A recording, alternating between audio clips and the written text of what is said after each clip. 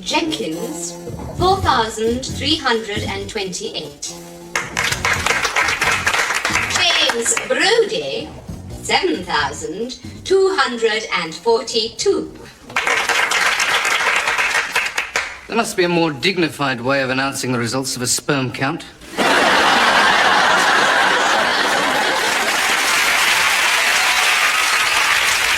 Hey, Dave, I've got this little green man what lives inside my head. Yeah, and like every morning I wake up and he's left his little green shoes out to be cleaned. Yeah, like this.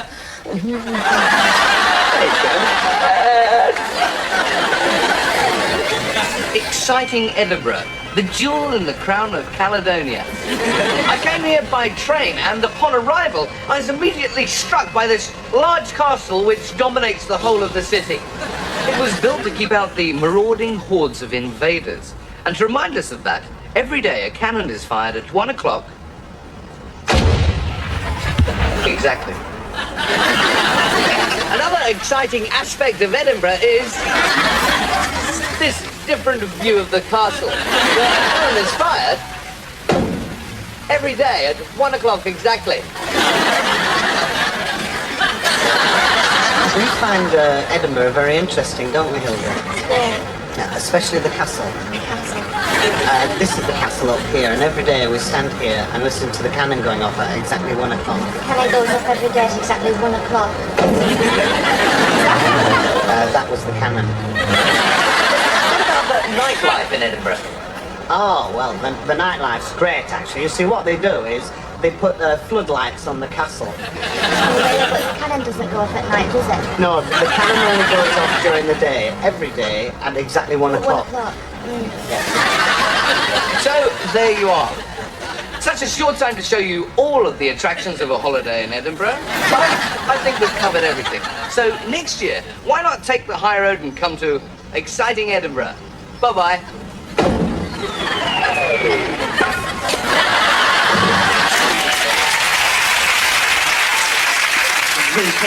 I wish you wouldn't bring your work home like this. Lots of people bring work home, darling. Yes, dear, but lots of people aren't pathologists.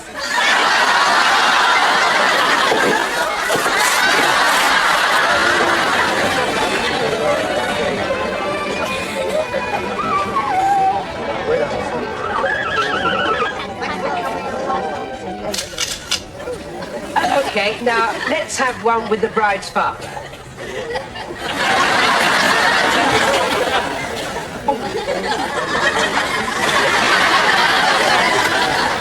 Oh, Joe, you must meet an old friend of Stephen's family. Oh, don't tell me you're from the north, aren't you? I'll tell you what, Ellen, let's see a garter on this one. Oh, no. Come on, darling. That's just a bit of fun, really. Andrew,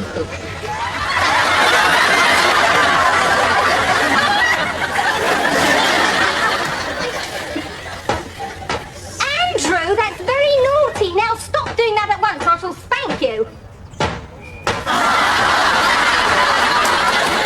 Look, all I'm saying is whenever your brother's at a function, there's always trouble.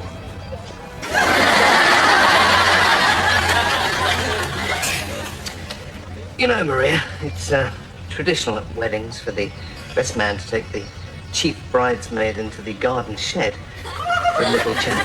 It's a coincidence. I just heard the photographer say that to my mother.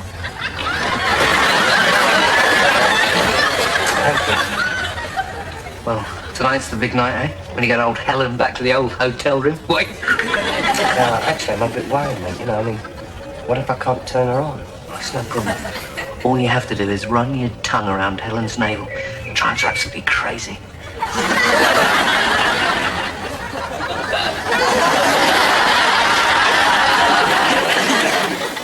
There's only one thing that separates man from the animals. A condom. The ability to think.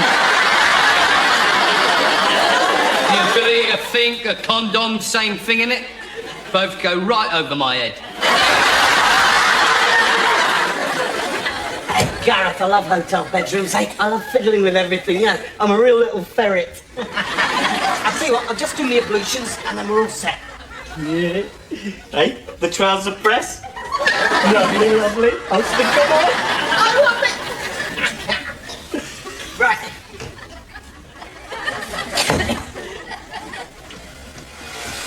Really powerful hairdryer, gal. Oh, is it really? Hey, sewing kit. I love them. I'll tell you what, mate, look. I'll just don my socks and then we'll be ready for bed, okay? Oh, I haven't got any holes in them. Do you need a button on anything? Only your lip. Mind switching the light out, please? Yeah, sure. Right. Tea or coffee? I'd like the light out. In the morning, stupid. I don't know, can I decide in the morning, please? Well, we might be in a hurry. Well, in that case, we'll skip it. Oh, I better put you down for decaffeinated. Right, here's your choice then. Digestive or hobnob? Hobnob. Oh, sorry, just licked the last one. Right, I'll tell you what, look, I'll just check the window. Do you want it locked, or shall I let some air in? I mean, do you think it's safe to leave the window open? Well, we are 9 floors up, Mum. Yeah, that's true, and I do sleepwalk. We'll leave it open. Right, I'll just check the door, then we'll laugh in. Door's not locked, Gareth. It opens from the inside, it's locked from the outside.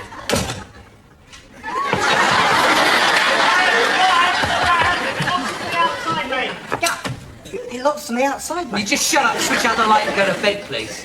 All right. Okay. Hey, I'll tell you what. I got some great reading material. I borrowed it from the manager. Oh, good. If there's a fire, we've got to leave the room and congregate in the blue area. Oh, and Gareth, if you lose any property, it's your own fault, right? Norman! Bloody well, shut up and switch out the light! Okay, Gareth, I'm just fiddling, that's all. Good night, then.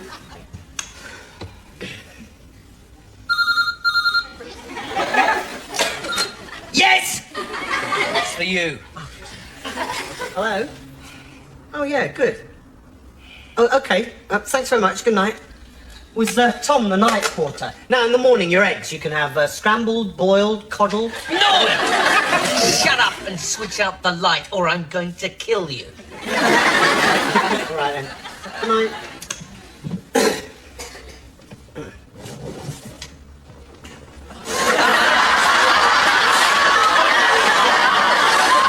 Gareth? What?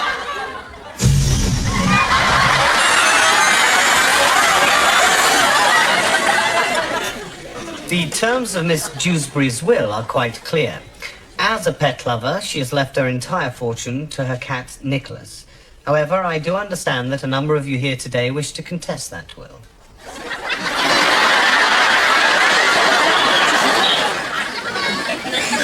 As you know, Lisa and I can't have children because of, well, complications. So what's the problem then? Are you firing blanks or has she stopped blank?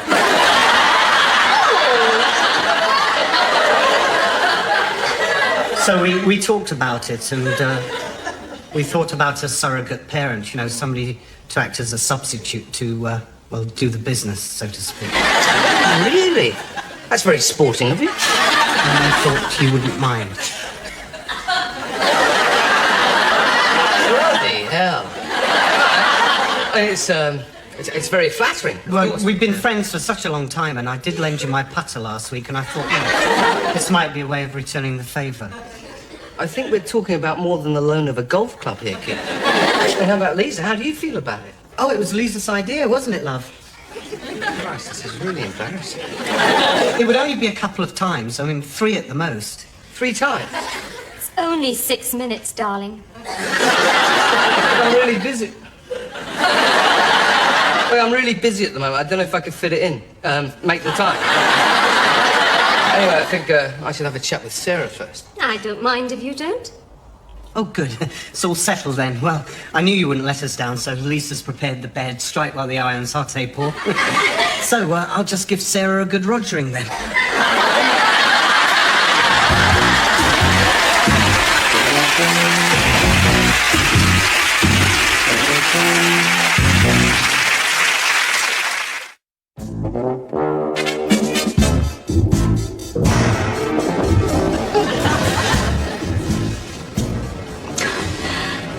I know. But I hate goodbyes.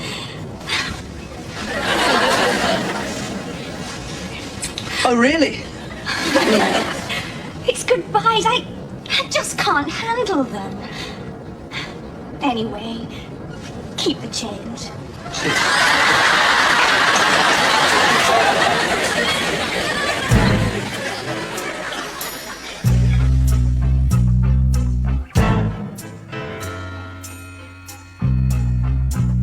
I step out, big black car, my big black company jag, with my big fat pinstriped business suit on my big fat blubbery back. As I walk through the typing pool, I'm feeling 10 foot tall, 'cause I'm the only man in the company who can say I've had them all. Hey darling, I'm a managing director, the leader of the gang, head honcho numero uno, MD big boss top man.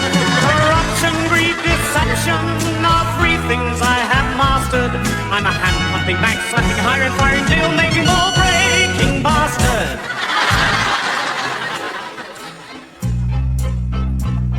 I'm a bearded lady, and if you'd like to check, my spittle is still drying on my secretary's neck. When I'm doing a deal with the Japanese, I give them karaoke. And if they sign the contract, they get some pokey-pokey. Mingle, girls, mingle. I'm the managing director, the leader of the gang.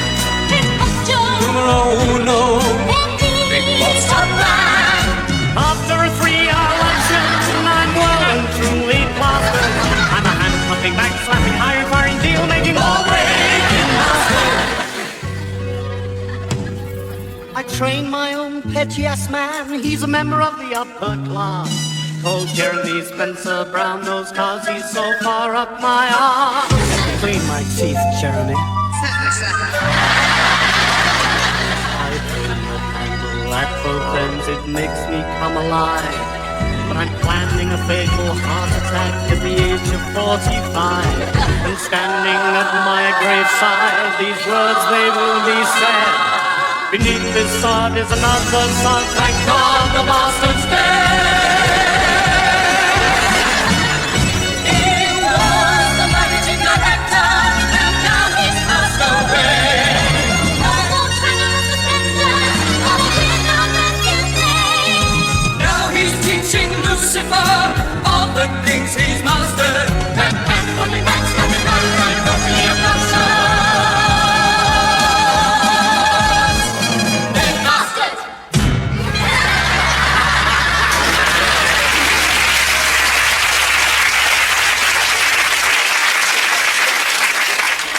My family won't talk to me no more.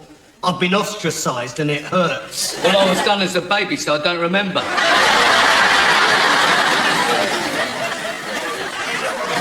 Hello, Billy. Hello, Johnny. Hello, everyone. Today, we're making things. Yes, we've got our tools. Tools can be fun. Look, I've got a hammer and a spanner. I've got a saw and a screwdriver. Tools are good for making things, but tools are also good for making music. We know a song about that, don't we? bonk, bonk, bonk, bonk, bonk. Back and forth, as fast as you can go. Back and forth, as fast as you can go. Tighten up your nuts. Tighten up your nuts. Twist them round, tighten up your nuts. Screw it in, screw it in, screw it to the walls. Screw it in, screw into the walls. Back and forth, bonk, bonk, bonk. Screw it in. Tighten up your nuts. Bonk, bonk, back and forth, screw it to the wall. Tighten up, back and forth, as fast as you can go. Bonk, bonk, back and forth, screw bonk, Tighten up, back and forth, as fast as you can go. We're a bit tired now. I think we'd better go and have 40 winks. Pardon? Winks.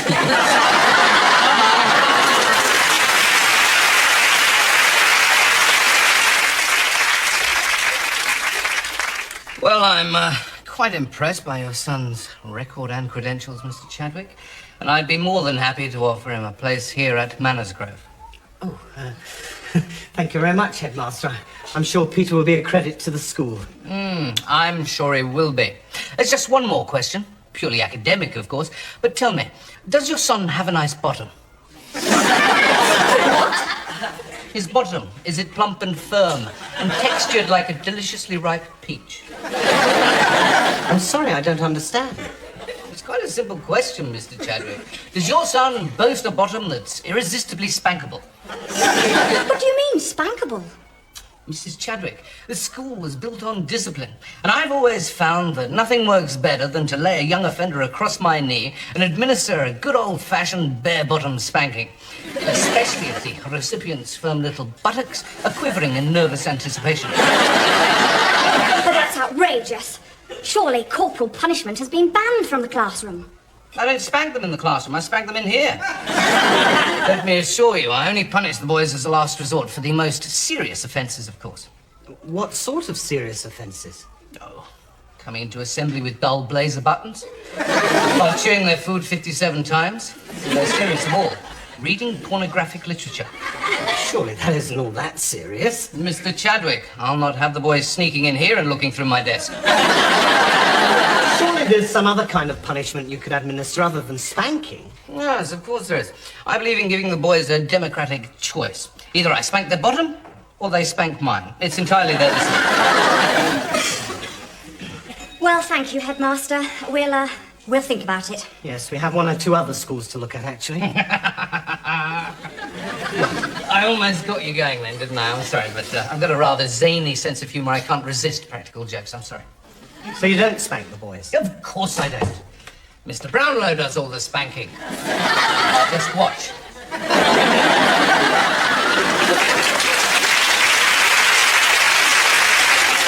5 weeks I've been in here. 5 weeks. Wouldn't be so bad if I'd had a few visitors. Or even one visitor. Still, at least I've got old Alan for some company.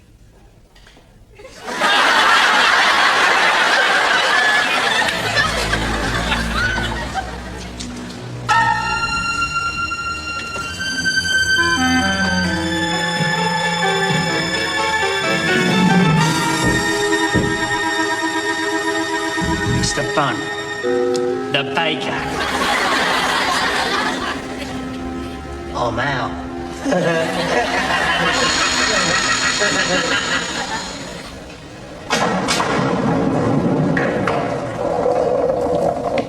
Hey, isn't that Johnson's skateboard? 10 out of 10 for observation, Wilkins. Go to the top of the class.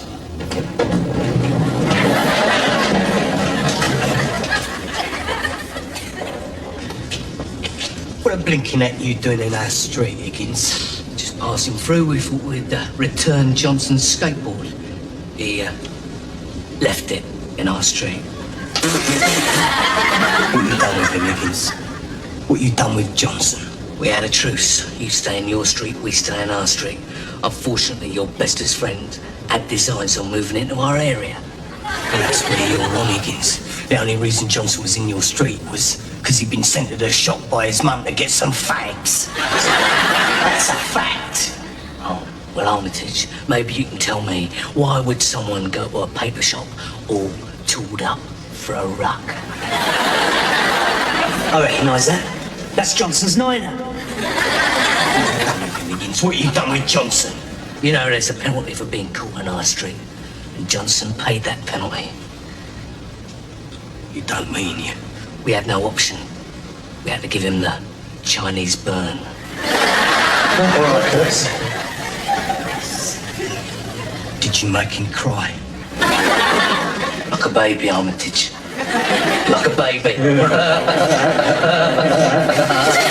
You're nothing but a great big bully, that's what you are, Higgins. Sticks and stones may break my bones, but medicine will never hurt me.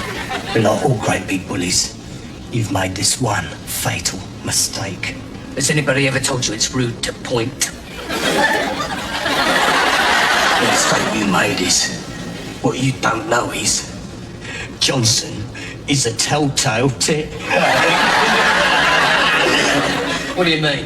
What I mean is, right now, he's at home telling his dad what you've done to him. Oh, yeah? Well, I've got some news for you, Armitage. My dad can fight his dad. Yes, he can. You can't. Can't.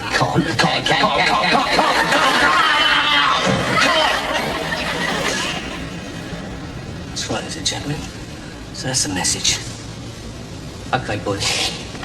Oh, backing down, are you, Higgins? I knew you would.